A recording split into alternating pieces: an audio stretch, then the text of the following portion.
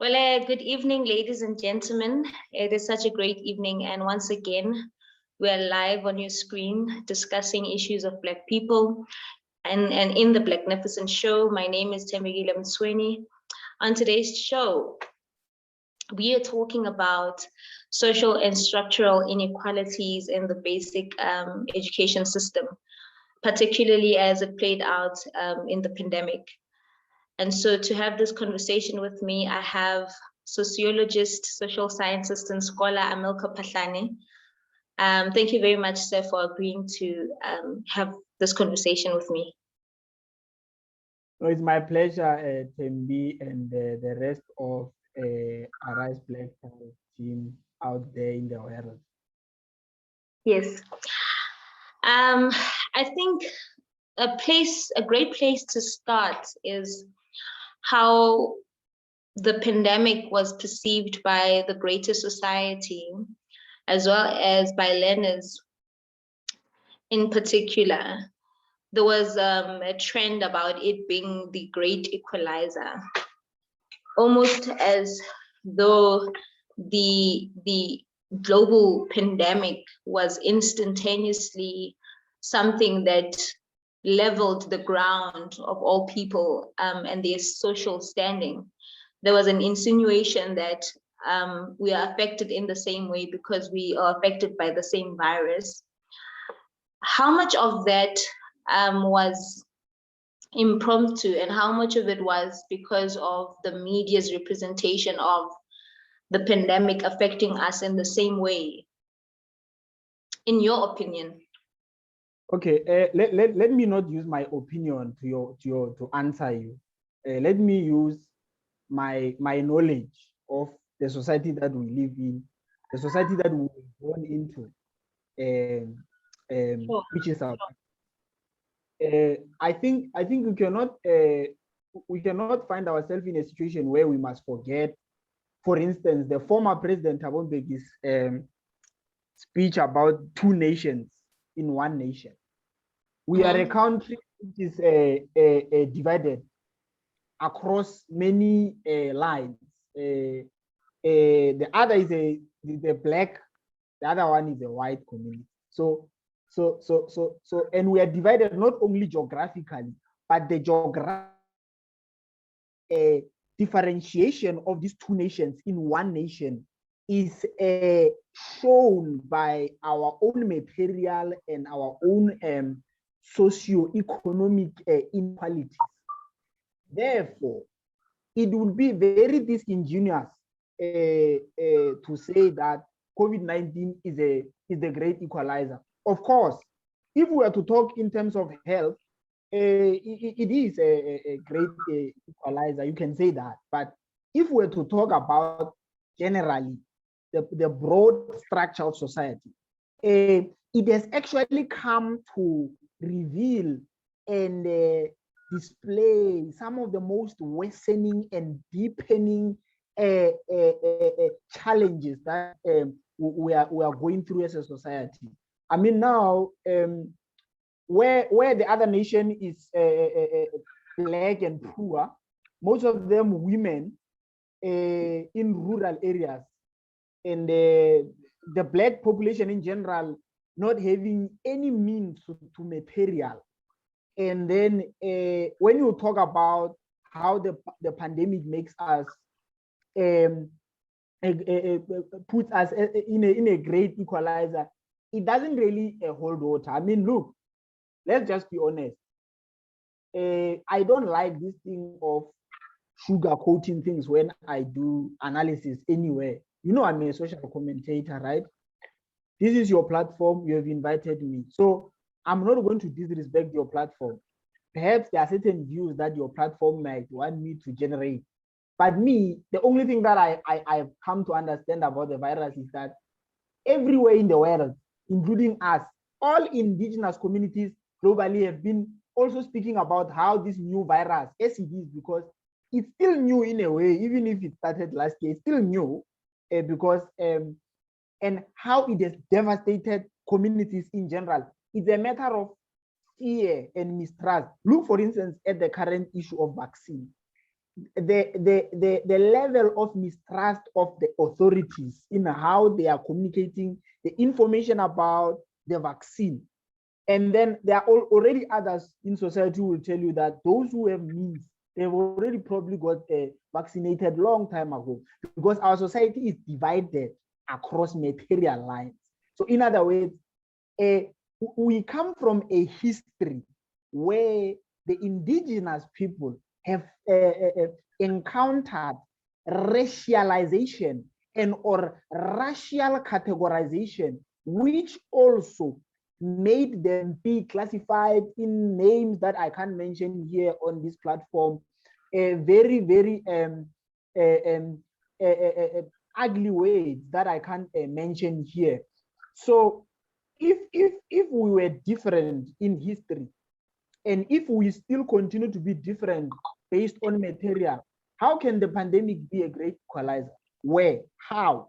Because last year in Limpopo, for example, if we were to take the education system itself and put it as I'm talking about the public education system, that being the primary school kids and the secondary school kids, you go to a school in Rasikukule. That school is called Machumani in Glencoe. Machumani High School is surrounded by a community of people who are poor. There is no water. There is no water on the taps. The government said it's going to give what you call a tank. Those tanks, I just saw them on channel 405 somewhere on TV. I didn't see those tanks going there. I even made a call to certain people and said, is it true that the government has given you water there at home? And they said, no, there is no water here. What are you talking about? Then I said, if you are going to be giving the children sanitizers, it's just like there is no water. So it's like giving them tablets and there is no network where they stay. There is no aerial of network. It's just, it shows you the disparities in our society, the differences, the inequalities. Go to Waterloo right now. There is a school there, up there in Waterloo. And the children who are in that school, if they are given sanitizers, their lives are good. They will sanitize before they even enter the classroom. Water is everywhere. It's in Pretoria. It's in a very highly upmarket suburb. So the differences between the two societies that I'm talking about, they affect us deeply. So it would be very disingenuous to suggest that COVID-19 is a great equalizer. It does not show any equality at all. It even shows that how divided we are to the core. Because I can give many examples and I won't finish. And you know me, when I talk, I don't. I think we'll get into it in the conversation. I like the enthusiasm and the passion, and that's what I personally know you for. This platform is to actually create what you call a space where we have these conversations, and so we're not afraid to name it as it is in our society, the issues that we experience and we face. Look, I mentioned that the COVID-19 pandemic was perceived as, or induced to be perceived as, a great equalizer, because I was going to ask you how that romantic fallacy of equality, as it was induced, was used to actually silence many issues of classism and racism and, you know, inequality in how the pandemic affected us. But I think you have spoken in great detail about how there are disparities in our society, and the COVID-19 pandemic intensified or exacerbated those inequalities. And there is no speaking of it as being something that equalized people in society.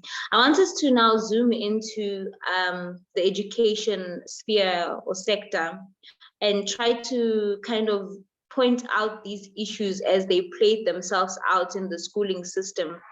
And particularly, I want to ask about how the pandemic intensified social inequalities among learners, among students in the education system.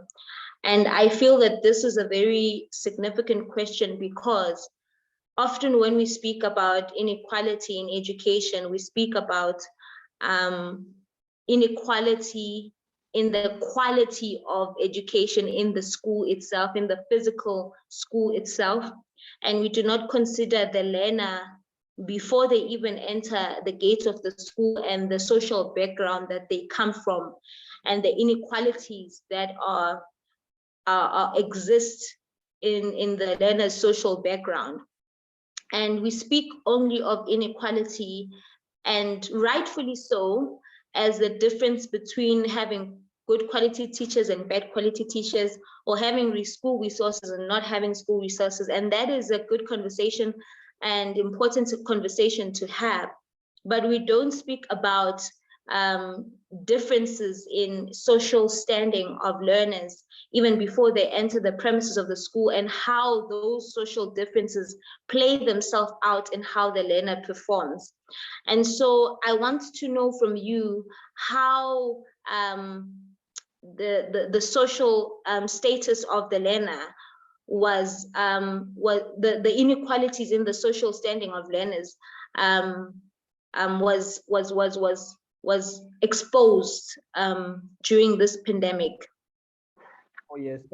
I've in my own interactions with people, as I said before, that you introduced me as a sociologist, but I'm a social commentator in a way. In other words, every issue that happens in society, whether it's in education, entertainment, politics, everywhere, I'm there. So I comment on a lot of issues. And this won't be the first platform where I appear. I always appear in a lot of platforms. But what I can say to you right now is that I think the government, as the administrator of the issues of COVID-19, as mandated by the law, has narrowed the focus in terms of looking at the different backgrounds that children come from. Let me shed light on something that is very interesting.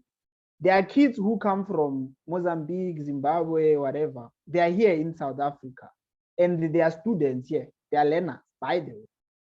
They are at school. They are learning. And then there are kids who were they are here. They are born here. They are South African, but they don't have parents. They live in what you call child-headed households.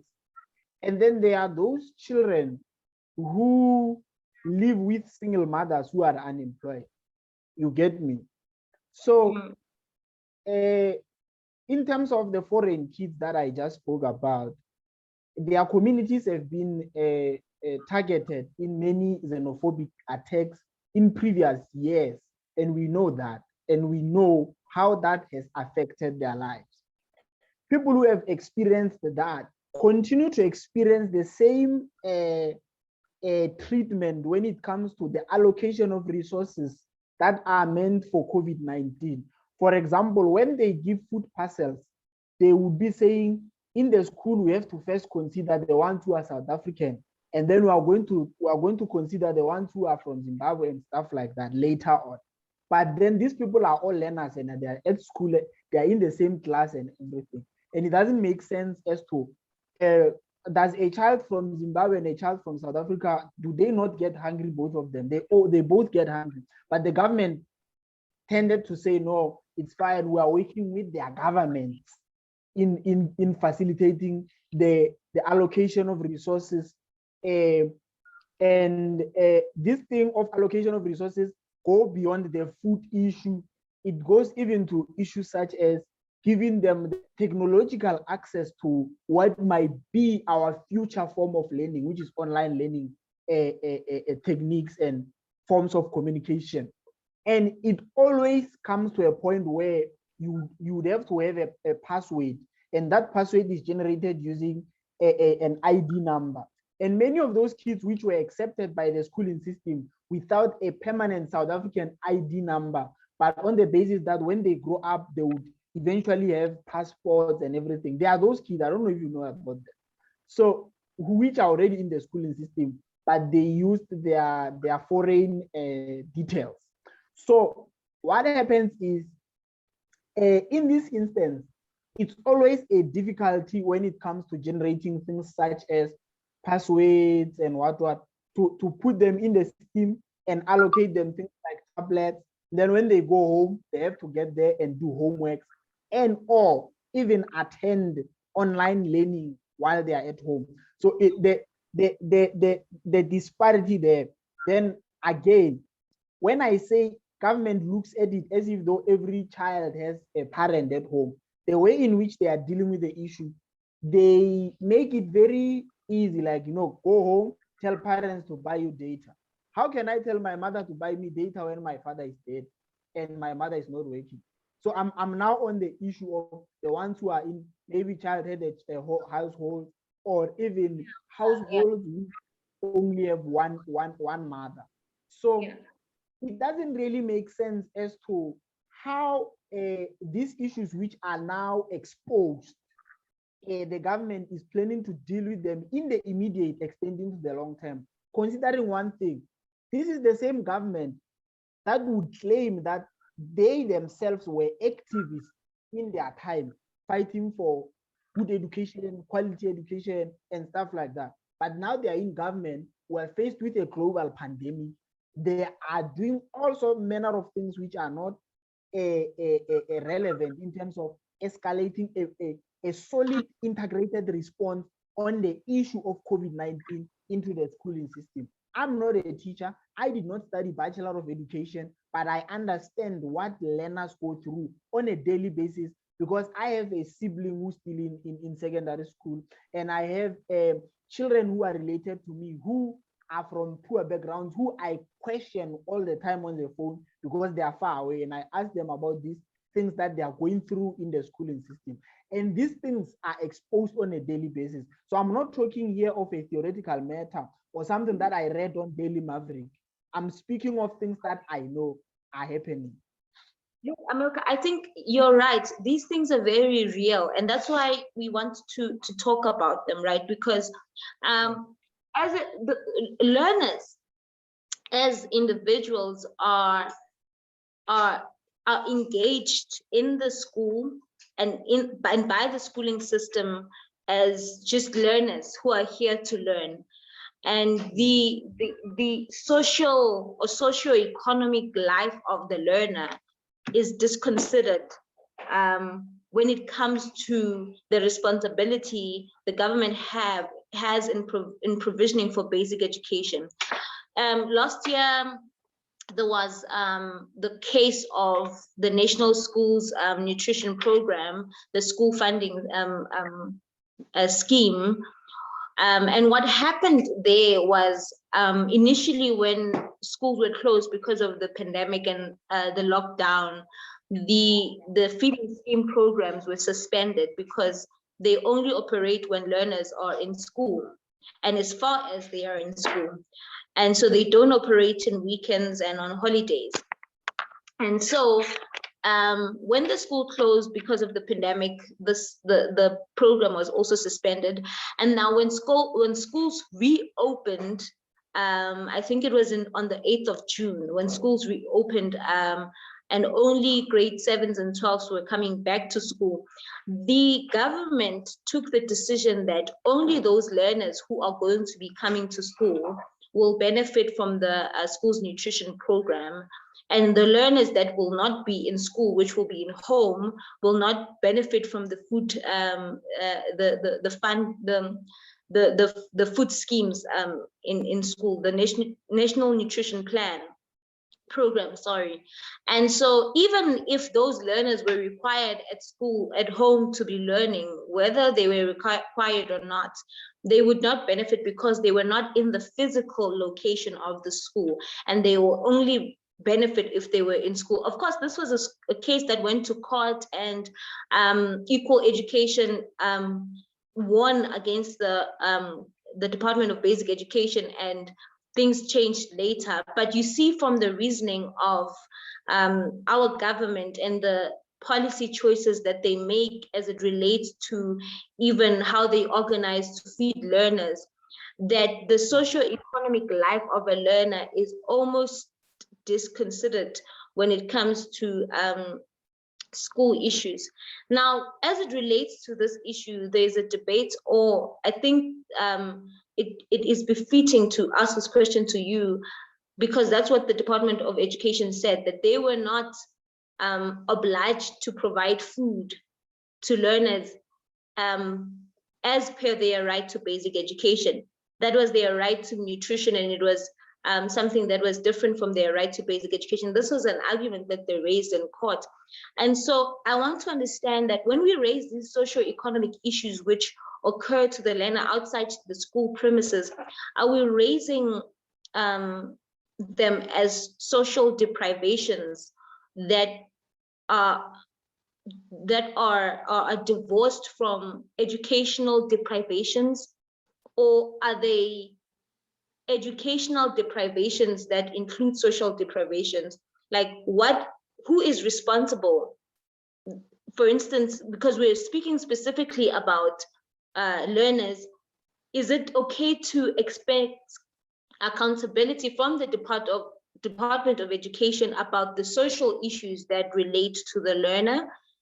Or should we go to the parents about the parents' inability to provision for the learner? And by the way, that is the argument that the Department of Education raised in court, that the right to nutrition is a responsibility for the parents and not the Department of Basic Education. And so how far then can we hold our Department of Education accountable for social issues that affect the learner in school? Okay, constitutionality, as you are a lawyer, I think you most know more than me. Constitutionality provides, it's clear, it's not even my own doing. Chapter 2, the Bill of Rights speaks about the right. So if there is the right to access to all these things as provisioned by the shown in the Constitution, it's clear that the state has to take care of these things. The responsibility to deal with the deprivations in the educational system lies with the state, because the state has a budget from the taxpayer. Amilka, I'm sorry to come in there. Yes.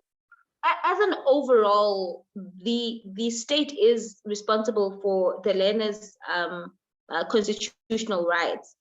My question relates to the Department of Basic Education taking responsibility for social issues of the learner, because those social issues affect the learner in the school premises, but they seem to be not directly, perhaps maybe indirectly linked, but not directly linked. And so is it okay for us to now be talking, for instance, we're talking about social inequalities and how that affected the learner. Is it okay to expect the Department of Basic Education to account for those social inequalities? And speaking from a... Can I answer you? Yes, please. Inequality and or injustice or depravity, all of it, it's a system that is intertwined, and it is a system. You can't talk, for instance, of injustice. I'm going to give you an example, not to deviate. You can't talk of any injustice as if it's a secluded issue on its own. All forms of injustices, all forms of depravity, and all forms of marginalization, they are part of a system. That system itself must be addressed holistically and completely in full in order to address all the pouches. So when you talk about whether you are talking about the social, right? You are talking about the social issues. So yes. So the social issues that the students or the learners, because these are children, their social issues are still part of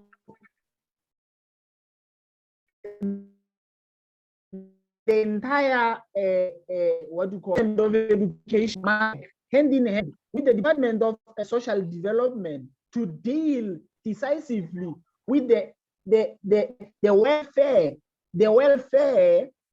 in terms of whether it's mental issues besides only material issues. At the end of the day, what the learner is going through at home will end up affecting their what you call educational life and or educational success. We all know that. And it's only in a few instances where you would hear someone telling you that they were studying while there was load shedding and it was too difficult and but they passed. It's only a few instances where you would hear that someone saying at home there is abuse and I survived. It was not through their own strength, but it was just a certain here and there. It's not easy to survive in a situation where social issues and still expect academically. We both know that. So I think that to address the issues, we must use what we call an intertwined structure of society, that every issue, the right way that I want to use is that all these things are interconnected. There is an interconnectedness in the socio-economic life of a learner. It is not independent from their educational relation between various institutions of state and or institutions of society, by the way, because you would be having, for instance, a council of ministers of education. I don't know if you know that. Before you talk about the Department of Education, the Council of Ministers of Education obviously has to take charge as well. Unions, as part of society, have to take charge to say that if learners are having problems, it affects the teachers. And the teachers are our people. As unions, they would say our members are failing to work and they are not finding joy in their work because of the experiences that they see the learners are going through. It's still part of a very lengthy process of interconnected institute. Overability lies with the state, and that means in terms of social issues, you cannot say that the home alone is responsible to take, because I just gave an example of a house that only has children, the mother and the father are dead. So what happens? How can the parent now take responsibility? The parents cannot take responsibility, they are gone, they passed away. The Department of Social Development must come in and they must help the Department of Basic Education to address these issues. So I think, I don't know if I've answered you, No, but I think I'm seeing a link of institutions of society in dealing with these issues. Oh, okay, yeah, I get that. Because largely when the Department of Education responded to issues of education during the pandemic, their focus was on ensuring that curriculum coverage. It was on curriculum coverage and how they can ensure that curriculum is covered before the end of the year. And most of their issues were on, ensuring that students are learning. Even if they're at home, they are continuing with the learning. So it was mostly about the educational progress of the school, the sub themes, the topics, the subjects. The topic was mostly about curriculum more than it was about ensuring that even those issues that are socially linked to the education of the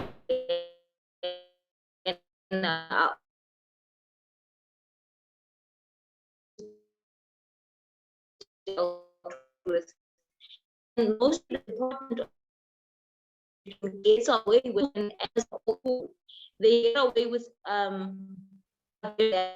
the learners are equal. But now that the learners are actually at home and able to run away from that, and I like that you've already proposed that the solution to this is following an integrated and interdependent approach where the departments of the Department of Education works with various other departments in order to deal with or ameliorate social and educational disparities. Now, in dealing with that, in relation to the pandemic, I want to know, where are we?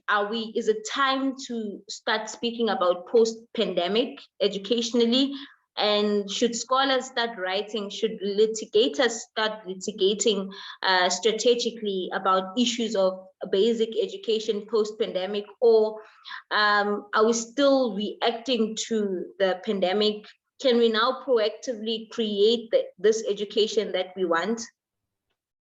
And we have time, so if you can just give me 2 minutes in that. Okay, all right. I'm sorry to be a long speaker. Okay, look, the structure, you introduced me as a sociologist, so let me show you how sociology views this thing. The structure of society is unequal across the world. It will forever be unequal in a capitalist environment. That is my understanding. So yeah.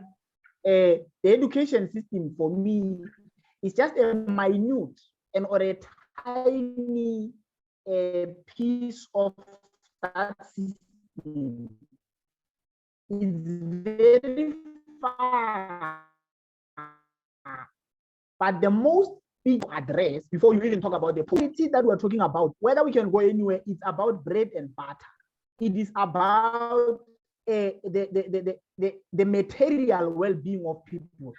I mean, look, you are going to talk about the future of the world after the pandemic or the post-pandemic. It has already started. We're in a new normal. We are talking on Zoom now. So the understanding of whether litigators should start litigating, academics should start writing, they've already started. And some of them are even peddling misinformation using their article. But that is a topic for another day. Let me address what you are by saying that the pandemic intersectional, and to such an extent that I propose, me as a sociologist, I propose two measures through a particular platform in a particular organization that is related to government. And I said to them, tax the rich, let the rich give us their money, let the rich give us money, let South Africa stop going outside to get funding from World Bank and IMF. They must stop making us have bad credit, because in the future we are not going to afford that. So the future of the world that you are talking about, the new world after the pandemic, is dependent on the economic structure of society. If in the future South Africa cannot be able to bail itself from those loans that it took from the IMF,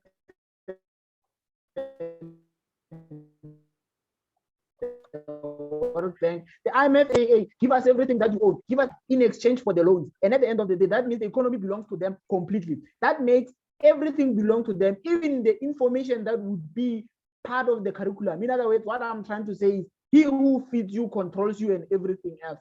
And in other words, they would want to control everything. They would want to control information. They would want to control the economy. They would want to control the curriculum as it is. They would even propose a model of careers which should be there at that time. So for us to avoid that, the country must tax the rich. They must take the money from the rich, from right here. The rich will make money through us.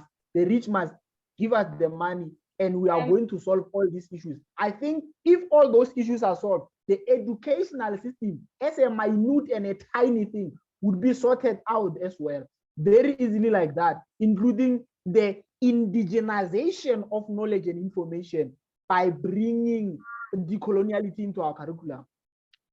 I think I get what you're saying, and what you're saying essentially, correct me if I'm wrong, is that education is not bigger than society. Yes. Education is part of society, and education should cannot outgrow society. And so perhaps maybe as we close, I'm not sure if we have enough time for this question, but I see that then education has to reform, re-understand, reconstruct its self-understanding, perhaps maybe at an empirical level, seeing that now we are talking on Zoom, as you say, and online learning is being proposed, but also normatively about what the object is of education, and conceptually about what constitutes education in the first place. And maybe you can just give me 30 seconds last remark on what I'm saying, that the understanding or self-understanding of education, where should we start? Empirically, normatively, or conceptually in dealing with these issues? And after your answer, we'll wrap it up. Even SIC, we have to do 19. If the inevitable education system was going to have to adjust for that is inevitable.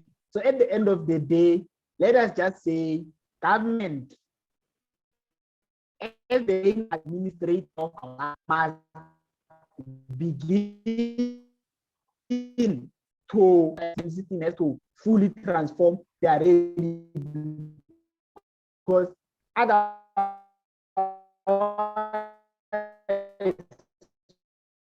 we are going to be levels of technological advancement from the base, so we don't fall from the sky to we come from the public education system where we come from. It must be transformed first before you even talk about universities and the rest. So I don't know if I've answered you, but I think there is no other way to avoid the fact that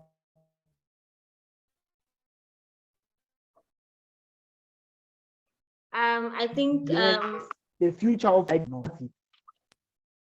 Thank you very much, Amelka Patlani, for the conversation. Thank you very much to the viewers of the Blacknificent show. I mean, we cannot exhaust these issues in one sitting. These are deep, ingrained societal issues. I think it is clear that pedagogy would have to redefine itself in the next coming world, the post-pandemic world. Thank you very much.